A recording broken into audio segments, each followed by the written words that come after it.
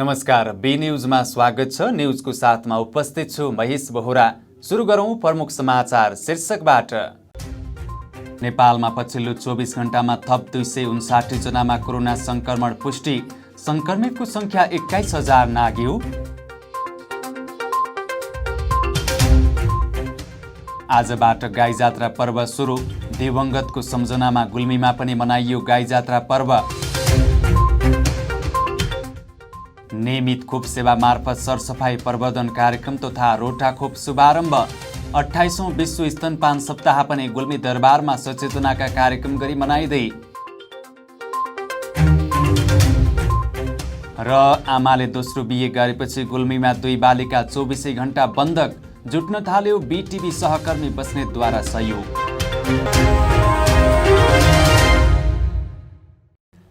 अब समाचार विस्तारमा। नेपालमा पछिल्लो 24 घण्टामा थप 259 जनामा कोरोना भाइरस कोभिड-19 को संक्रमण पुष्टि भएको छ। देशभरका प्रयोगशालामा 7,687 नमुना परीक्षण गर्दा काठमाडौँ उपत्यकामा मात्र 62 जनामा संक्रमण पुष्टि भएको छ। यो सँगै देशभर कुल संक्रमितको संख्या 21,009 पुगेको छ। उनीहरूमध्ये 58 जनाको मृत्यु भएको छ भने 15,020 जना निको भएका छन्। स्वास्थ्य तथा जनसङ्ख्या मन्त्रालयका अनुसार सबैभन्दा धेरै काठमाडौँमा 48 जना संक्रमित थपिएका छन्। यस्तै सर्लाहीका 26, मोरङका 23, कैलालीका 22, महोत्तरीमा 15, भक्तपुर र धनुषाका 13, सुनसरीका 12, अछाम र बाँकेका 11, रूपन्देहीका 9, झापाका 8, सप्तरी र बाराका 7 जना र रौतहटका 6 जनालाई कोरोना संक्रमण भएको छ। गुल्मीका 5, सल्यानका 3, इलाम, सिरहा, कपिलवस्तु र कास्कीका 2 जना तथा ललितपुर, धनुषा, बझाङ, पर्सा, तनहुँ, चितवन, लमजुङ र पर्वतका 1 जनामा कोरोना संक्रमण पुष्टि भएको स्वास्थ्य मन्त्रालयले जनाएको छ। जिल्ला विपद व्यवस्थापन समिति गुल्मीको बैठक मंगलबार जिल्ला प्रशासन कार्यालय गुल्मीमा बसेर विभिन्न निर्णयहरू गरेको छ। प्रमुख जिल्ला अधिकारी भरत कुमार शर्माको अध्यक्षता र जिल्ला समन्वय प्रमुख लक्ष्मण पराजुलीको आतिथ्यतामा सम्पन्न बैठकमा जिल्लाका विभिन्न स्थानीय तहका प्रमुखहरू, राजनीतिक दलका प्रमुख तथा प्रतिनिधि, सुरक्षा निकायका प्रमुख, कार्यालय प्रमुखहरू र सामाजिक सङ्घ संस्था र नागरिक समाजका प्रतिनिधिहरूको सहभागिता रहेको थियो। बैठकले जिल्लामा पीसीआर ल्याब सञ्चालन सम्बन्धी कार्यलाई तत्काल अघि बढाउने, रुरु, रेसुङ्गा तथा मधानी गाउँपालिकामा गरी 3वटा ठाउँमा होल्डिङ सेन्टर स्थापना गर्ने, प्रत्येक पालिकाले 100 थान भिटिएम खरिद गर्ने निर्णयका साथै जिल्लाको विपद प्रतिकारी योजनाबारे छलफल गरेको थियो। त्यसैगरी इस्मा र मुसिकोटको पहिरो पीडितको राहत र पुनर्स्थापनाको लागि तत्कालीन, अल्पकालीन र दीर्घकालीन योजना समेत पारित गरिएको छ। बैठकले कोरोनाको जोखिम बढ्दै गएको प्रति सबैजना सजग बन्नुपर्ने र समुदाय स्तरमा समेत नमुना रूपमा पीसीआर परीक्षण गर्ने निर्णय समेत गरेको छ। दिवंगतको सम्झनामा गाई जात्रा पर्व सुरु भएको छ। गुल्मीमा पनि दिवंगत आत्माहरूको सम्झना गर्दै गाई जात्रा पर्व मनाइएको छ। यो पर्व नेवार संस्कृतिबाट प्रारम्भ भएकाले खास गरी काठमाडौँ उपत्यका र देशका विभिन्न ठाउँमा बसोबास गर्ने नेवार समुदायहरूले मनाउँदै आएका छन्। गाई जात्रामा 1 वर्षभित्र दिवंगत भएका आफन्तको सम्झनामा मानिसलाई गाईका रूपमा सिँगारेर बजार परिक्रमा गराइन्छ। यसरी नगर परिक्रमा गराउँदा मृतकको आत्मा गाईको पुच्छर समाएर बैतरणी पार हुन्छ भन्ने धार्मिक विश्वास रहेको छ। राजा प्रताप मल्लले पुत्र शोकमा रहेकी आफ्नी रानीलाई अरू धेरैले पनि यस्तै शोक बेहोर्नुपर्छ भन्ने देखाउन वर्षभरि निधन भएका व्यक्तिका नाममा गाई जात्रा निकाली सहर परिक्रमा गराउन आदेश दिए अनुसार गाई जात्रा सुरु भएको किम्वदन्ती रहेको छ। नेवार समुदायको बसोबास रहेका देशका विभिन्न सहरमा गाई जात्रा मनाउने गरिन्छ। तर यसपालि कोरोना संक्रमण जोखिम बढ्दै गएकाले सचेत रहन सरकारले आग्रह गरेको छ। नेवार समुदायमा वर्ष दिनभित्र दिवंगत पितृहरूको सम्मान तथा मुक्तिको लागि गाई जात्रा मनाउने गरिएको नेवार समाज गुल्मीका सदस्य ओम प्रकाश श्रेष्ठले जानकारी दिनुभयो। वर्षभरिमा मृत्यु भएका मान्छेहरूको नाममा आज त्यो तिथि पारेर अनि यो निकालियो भने सिधै वैकुण्ठ जान्छन् भन्ने यो हाम्रो जनमानस नेवार समुदायमा यो विश्वास भएको भएर आफ्नो पितृहरूको नाममा यो गरिने गरेको हाम्रो कर्म हो। यो वर्ष पहिलाको वर्षभन्दा केही फरक तरिकाले मनाइएको श्रेष्ठले बताउनुभयो। कोरोना भाइरसको कारणले गर्दा मानिसको धेरै भिड नहुने गरी सरकारको नियमलाई पालना गरी हामीले आफ्नो पर्व मनाइरहेका छौँ, सदस्य श्रेष्ठले भन्नुभयो। गुल्मीको सदरमुकाम तमघास सहित चारपाला, बलिटक्सार, रेडी, वामीटक्सार, पृथ्वीघाट, शान्तिपुर लगायतका ठाउँहरूमा पनि यो पर्व मनाउने गरिन्छ।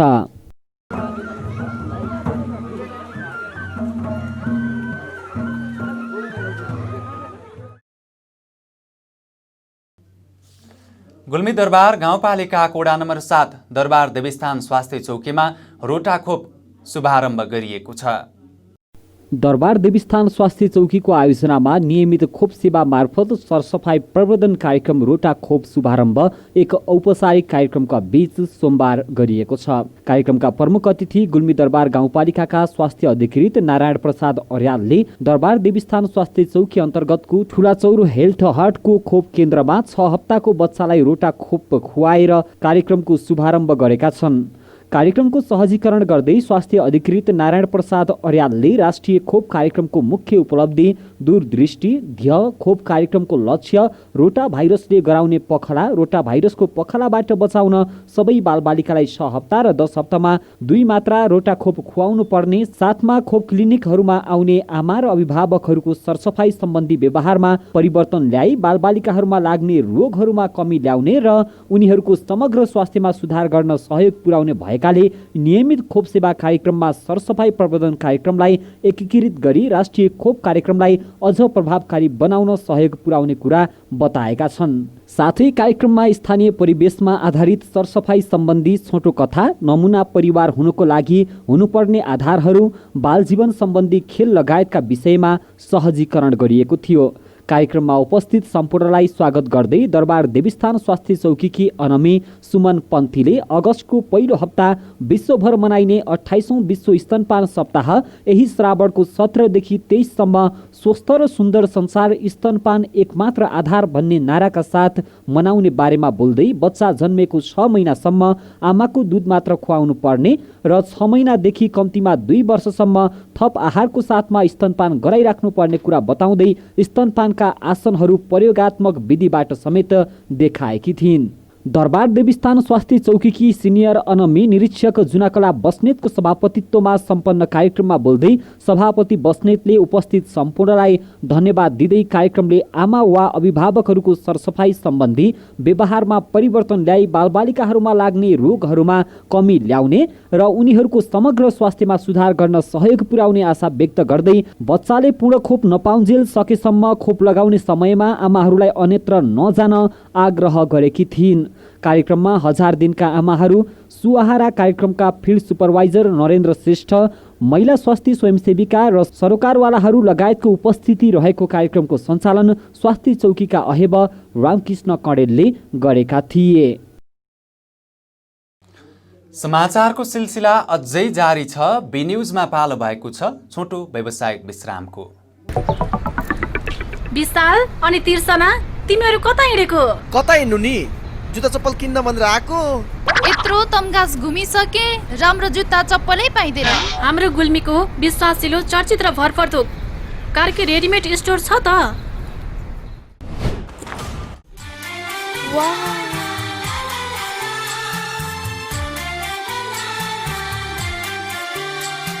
हामी कहाँ Shikhar, Royal, Rocket, BF, Black Horse लगायत विभिन्न ब्रान्डका party shoes, sports shoes, school सुजका साथै लेडिज जेन्ट्स तथा बच्चाका हरेक प्रकारका फेन्सी रेडिमेड कपडाहरू, ब्यागहरू थोक तथा फुटकर मूल्यमा बिक्री गरिन्छ।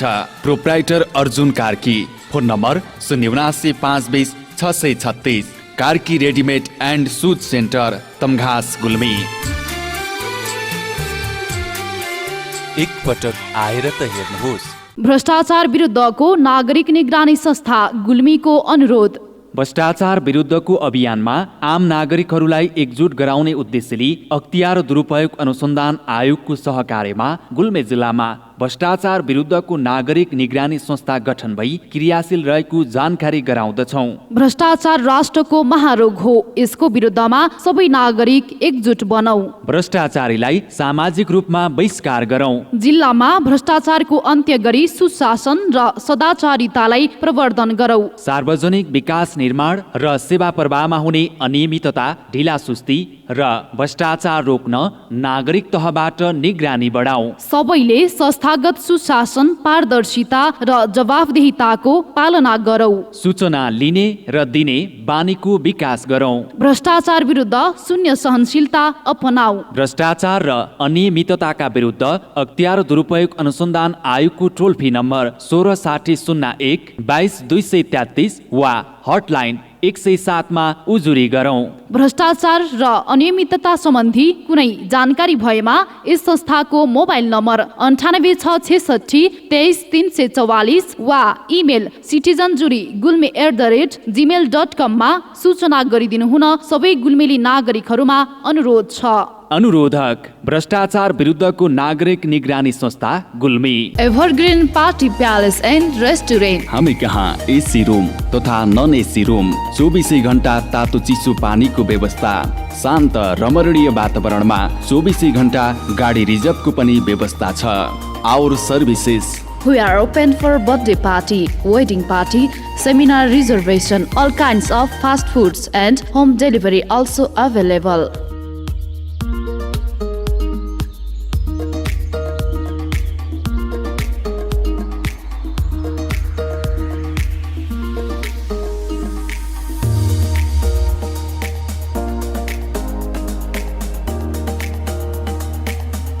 Contact number 0795208864, proprietor Jabindra Basnet 9857064004, Prakash Basnet 9841972733। Evergreen party palace and restaurant, Resunga नगरपालिका 1 हस्पिटल लाइन गुल्मी, जिल्ला कारागारको ठिक माथिपट्टि। ओहो मित्र, आज त पैसाको बाहरै बाहर छ त। होइन, बाइक किन्ने भनेको पैसा नै पुगेन यार। नयाँ होइन तर नयाँ भन्दा कम्पनी छैन। आउनुहोस्, अब तपाईँले खोजेकै रेटमा नयाँ तथा पुराना मोटरसाइकल खरिद बिक्रीको लागि रेसुङ्गा रिकन्डिसन हाउसमा। विभिन्न कम्पनीका मोटरसाइकल खरिद बिक्रीका लागि हामीलाई सम्झनुहोस्। सम्पर्कका लागि Resunga recondition Tamghas Gulmi. Phone number 9861719976 र 9842766136। एक पटक चलाएर त हेर्नुहोस्।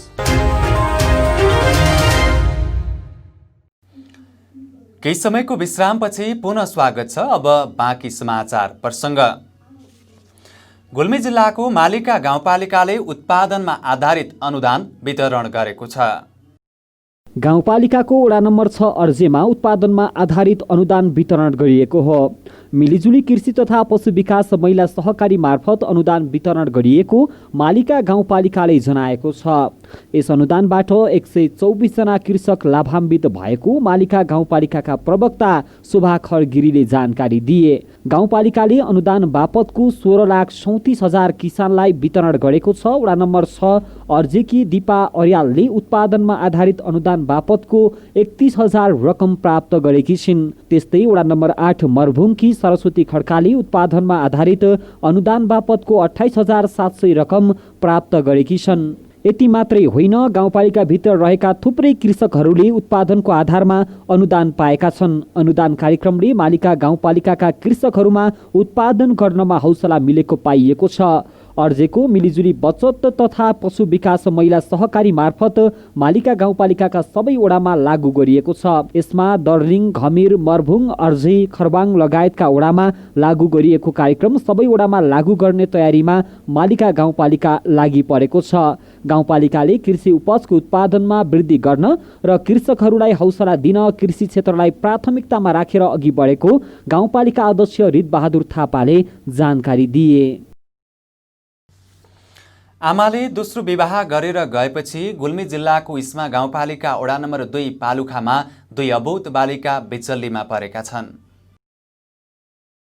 ती बालबालिकाका बाबु 27 वर्षीय पदम मुखियालाई कमाउन जानु कि घरमै बसेर बालबालिकाको हेरचाह गर्नु भन्ने खालको दोहोरो समस्या छ। दुई दिदीबहिनी मध्ये जेठीको उमेर 2 वर्ष र कान्छीको 1 वर्ष नपुग्दै आमाले दोस्रो विवाह गरेर गएपछि यति बेला ती दिदीबहिनीहरूको बिचल्ली भएको हो। बाबु सधैँ जसो जाँड रक्सी सेवन गरेर हिँड्ने, घरमा अरू कोही नभएका कारण ती बालबालिका घरमै असहाय बनेर बस्नुपर्ने अवस्था आएको हो। काम गर्न जानुपर्दा समेत बाबुले दुवै छोरीलाई घरभित्र थुनेर जानुपर्ने बाध्यता छ। कहिलेकाहीँ काम गर्न गएका बाबु उतै अल्मलिँदा जाँड रक्सी खाएर बरालिएको अवस्थामा घरमा छोरीहरूको बिचल्ली हुने गरेको छ। बाबु नआउन्जेल उनीहरू घरभित्रै बन्धक जस्तो भएर भोकै तिर्खै बस्नुपर्ने अवस्था रहेको छिमेकीहरूको भनाइ छ।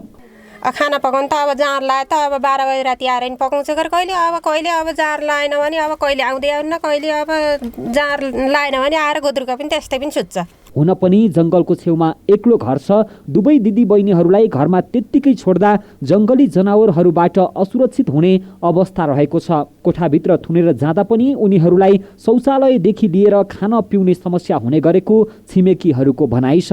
बाबुले घरभित्रै थुनेर हिँडेपछि दिनभरि ती दुवै दिदीबहिनी बन्धक जस्तै भएर बस्नुपर्ने बाध्यता छ। खुम्कला भन्छन् बाबु 24 घण्टा जाँड रक्सी पिएर हिँड्छ। कहिले त 4-5 दिनमा घर आउँछ।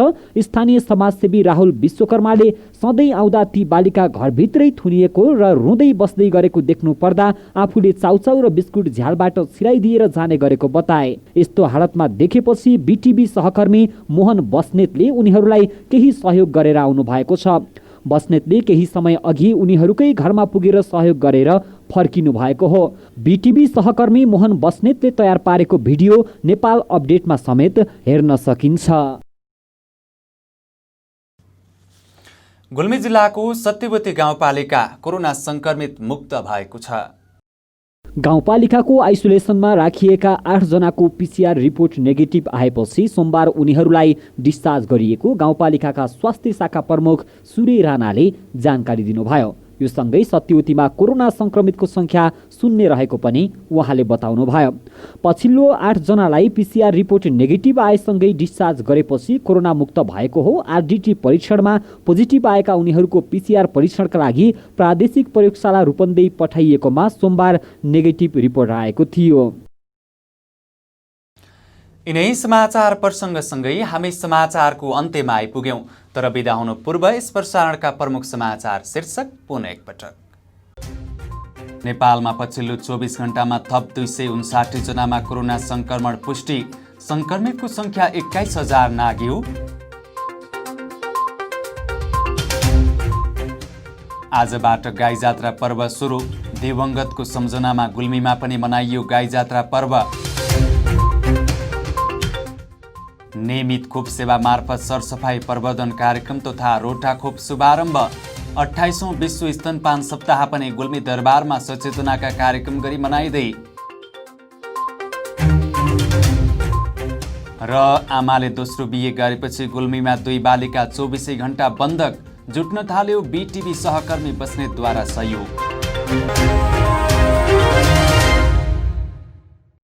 हवस् त अहिलेलाई बी न्यूज यति नै। अर्को न्यूजको साथमा उपस्थित हुने नै छौं। हेर्दै गर्नुहोला बी टेलिभिजन एचडी। नमस्ते।